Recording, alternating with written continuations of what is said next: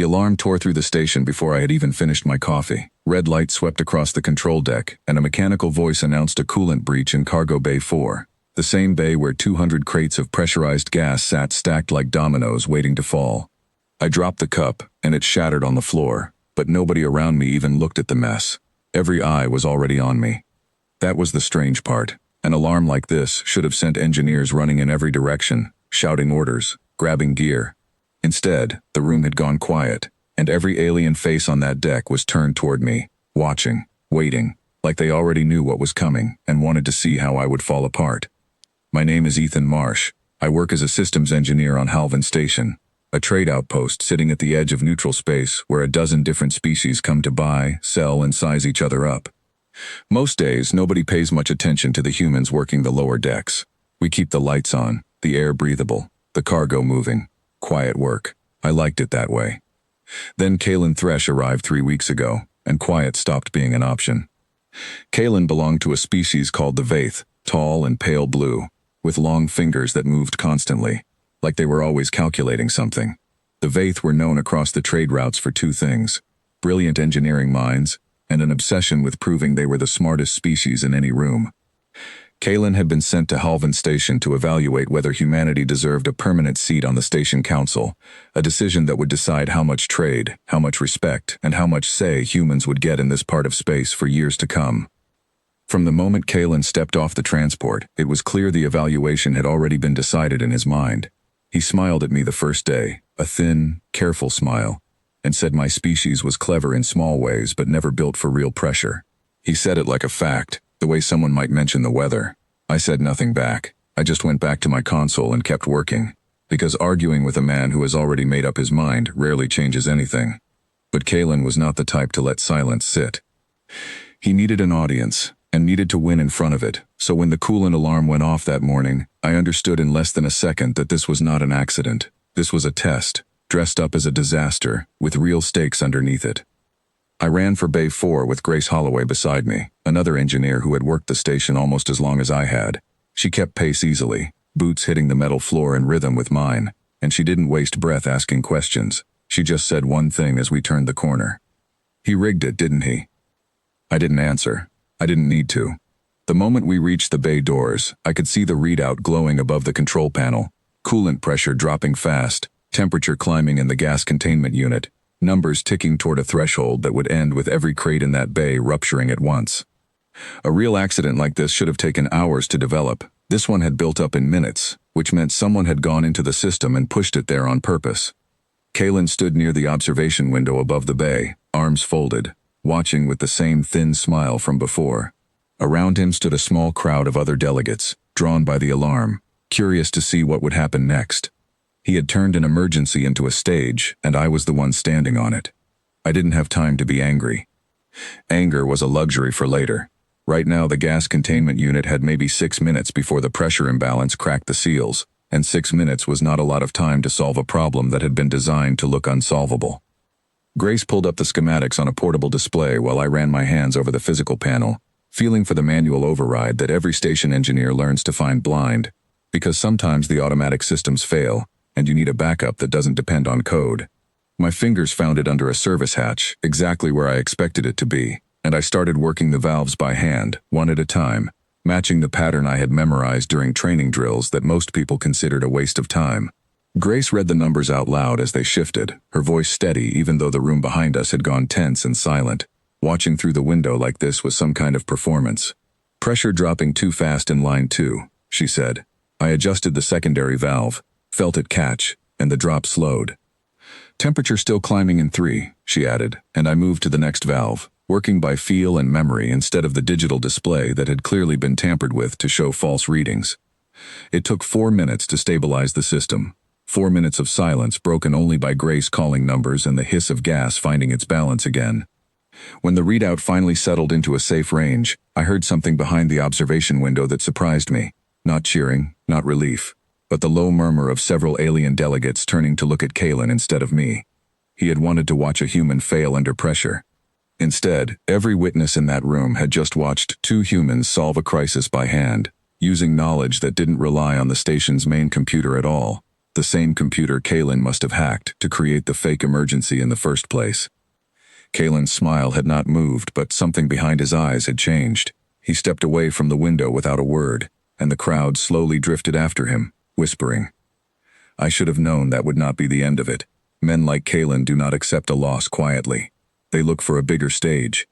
2 days later, the station received a message that the Trade Council wanted a public demonstration before making its final decision on humanity's status.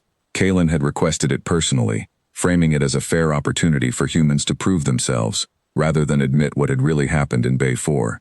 The demonstration would be broadcast to every delegation on the station, a live feed running through the main hall, watched by dozens of species who had never seen a human do much of anything beyond carry crates and fix pipes. The challenge itself sounded simple on paper. 2 pilots, 1 human and 1 Vaith, would each guide a small remote drone through a live asteroid field, using nothing but manual controls, no automated navigation assistance allowed. First one through, without a collision, would win. Kalen explained, in front of the assembled crowd, that Vaith minds were built for this kind of rapid multitasking, tracking dozens of moving objects at once, and that no human brain could match that kind of processing speed. He said it kindly, almost like a compliment, the kind of comment designed to sound generous while cutting deep. I volunteered before anyone could suggest someone else. Grace tried to talk me out of it in private, worried that this time the stakes were public enough that a loss would follow humanity for years. I told her I understood the risk, but backing down now would confirm exactly what Kalen wanted people to believe. The asteroid field they chose for the test was a real one, a debris cluster near the station used for training exercises, full of drifting rock fragments moving at unpredictable speeds. 2 drones were prepared, identical models, stripped of any automated collision avoidance. The only tools each pilot would have were their own hands, their own eyes, and their own judgment. The main hall filled with delegates from a dozen worlds, standing along the balconies, watching 2 large screens that would show each drone's path in real time.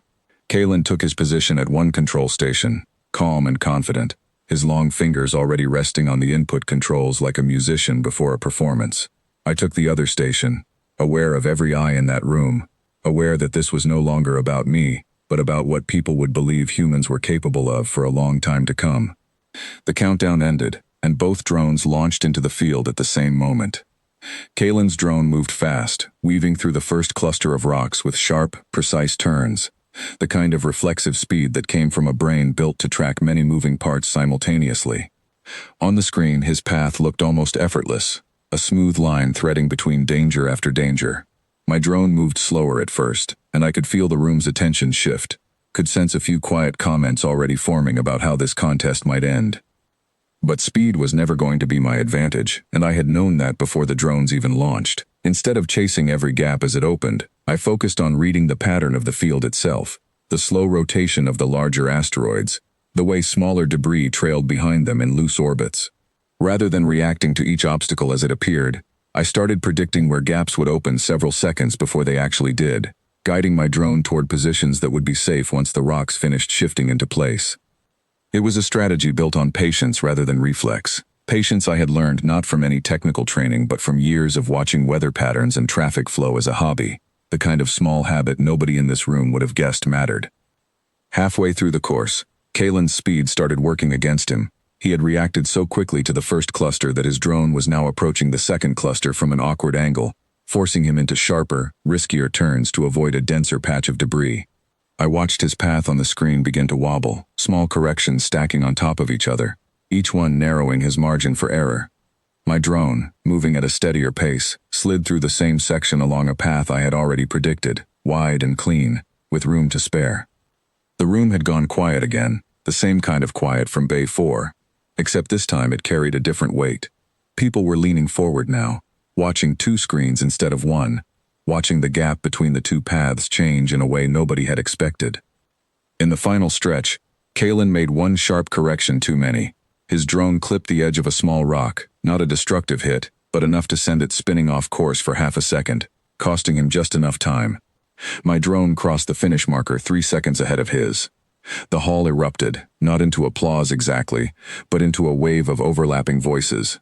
Translators working overtime as delegates from a dozen species turned to each other to talk about what they had just seen. Kalen sat still at his station for a long moment, staring at his screen, before finally standing and walking away without addressing the crowd at all. I thought that might finally be enough to end things. I was wrong again. 3 days later, station security received an anonymous report claiming that human cargo manifests on Halvan Station had been falsified for months. A serious accusation that could have ended humanity's trade status entirely if proven true. The timing was not subtle. The report arrived less than a day before the council's final vote on our membership. Grace found me in the control room staring at the accusation on my screen, and I could see the same thought forming in her mind that had already formed in mine. This was not evidence. This was a trap, built the same way the coolant emergency had been built, except this time the target was not just me, it was every human working on the station. We had less than 20 hours before the council session where the accusation would be reviewed. If we could not prove the manifests were accurate, humanity's bid for a permanent seat would collapse, and years of careful work would disappear because of a lie dressed up as a leak. I went straight to Captain Owen Blake, the station's senior human officer, a quiet man who rarely raised his voice but never missed a detail. He listened to everything, then pulled up the station's full data logs himself, going back through every access record for the cargo database over the past 6 months. It took hours of careful searching, cross-referencing timestamps, checking which systems had been accessed and when, but eventually we found what we were looking for. Buried deep in an access log, hidden behind a series of routine maintenance entries, was a single unauthorized login from a diplomatic terminal, the kind only delegation members were permitted to use. The login had occurred at a time when the manifests were supposedly altered, and it traced directly back to a terminal assigned to the Vaith delegation. It was not proof of who had physically typed the commands, but it was enough to raise serious questions, especially combined with the timing of the coolant emergency and the asteroid challenge that had come before it. A pattern was forming, and patterns are much harder to dismiss than single accusations. The council session that evening was tense in a way I had never felt on this station before. Delegates from every species filled the chamber, and the accusation against humanity's cargo records was read aloud by a neutral council member, formal and serious, exactly the kind of moment that could end everything we had worked toward. When it came time for a response, Captain Blake stood and presented the access logs calmly, without accusing anyone directly, simply laying out the facts and letting the timeline speak for itself. He pointed out that the unauthorized login originated from a diplomatic terminal assigned to the Vaith delegation, at a time that matched exactly when the alleged falsification supposedly occurred, and he noted, without raising his voice even slightly, that this was the third unusual incident involving human systems since the Vaith evaluator had arrived on the station. The chamber went still, every head turned toward Kalen, who sat near the front of the delegation section, his long fingers no longer moving with their usual calm rhythm. He tried to explain it away, claiming the login must have been an error, or perhaps another member of his delegation had used the terminal without his knowledge. But the questions kept coming from other council members now, not just from humans, because every species in that room understood exactly what a pattern like this meant: a rigged emergency, a staged competition designed to embarrass. And now an anonymous accusation traced back to his own terminal, timed perfectly to threaten a vote he had already lost twice in front of witnesses.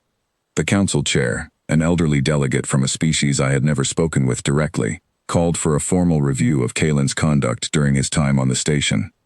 Within an hour, his authority to oversee humanity's evaluation was suspended entirely, pending investigation, and a different delegate was assigned to review our case using nothing but the actual record, free of staged tests and manufactured crises. I did not feel triumphant watching it happen.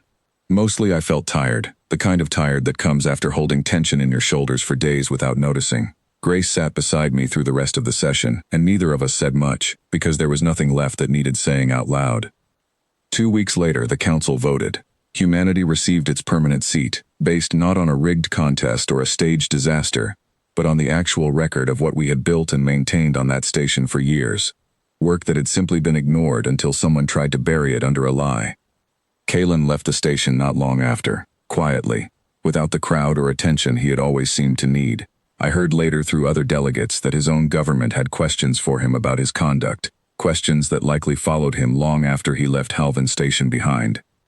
I went back to my usual work not long after that, back to consoles and valves and the quiet routine that had defined my life on the station before any of this started. People noticed me differently now, delegates who had never spoken to a human before nodding when I passed, a few even asking questions about how the coolant system worked, genuinely curious instead of dismissive. Grace asked me once, not long after everything settled, whether I thought Kalen had ever understood why his plan failed each time. I told her I doubted it, because men who need to prove they are the smartest in every room rarely stop to notice when patience beats speed, or when honest work outlasts a staged performance. He wanted a story about how humans crumble under pressure. Instead, he built, piece by piece without meaning to, a story about how far patience and preparation can carry someone when everything is stacked against them. I still work cargo logistics on Halvin Station. I still check every valve by hand, even when the automated systems say everything is fine, because I learned a long time ago that the systems you can trust are the ones you understand completely, not the ones that simply look convincing on a screen. Some nights, when the station is quiet and the corridors are empty, I think about that first alarm, the one that started everything, and I remember how certain everyone seemed that I would fail. It is a strange thing being underestimated. It stings for a moment, and then it becomes the quietest kind of advantage a person can have.